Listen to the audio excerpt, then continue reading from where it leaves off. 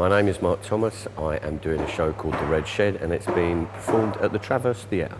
I started performing in a place called The Red Shed, which is a 47-foot long socialist shed in Wakefield. It's a Labour club. That's where me and my mates started performing.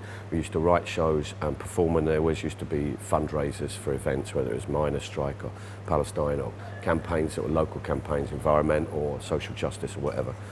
And the shed is 50 years old this year, which is a remarkable thing that a wooden hut survives that long as a socialist club. And not only does it survive, it thrives. And it has been a hub of political activity.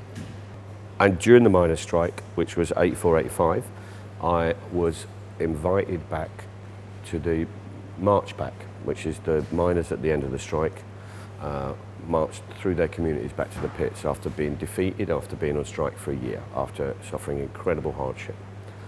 And on that march back, we marched past a school, it's a primary school, and the children are in the playground and the children are singing at the miners, and they sing a song called Solidarity Forever.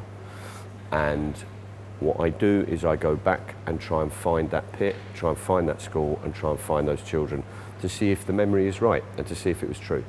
The idea that art in any way should be divorced from politics is an utter nonsense. It's intrinsically political. All things that you go and see at the Fringe are political, whether they are about studiously avoiding actual certain topics so they don't offend anyone and get as many people in there as they can and actually appeal to a certain type of audience. That is a political decision.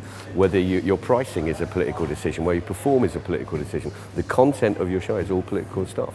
So I think it's impossible to divorce art from politics. So for me, that's just the way that it's been, actually, that it's the stuff that I've done has just been a more overt and noticeable form of it.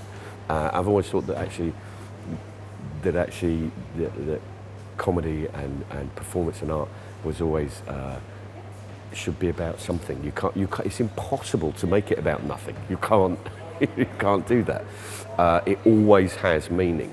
So for me,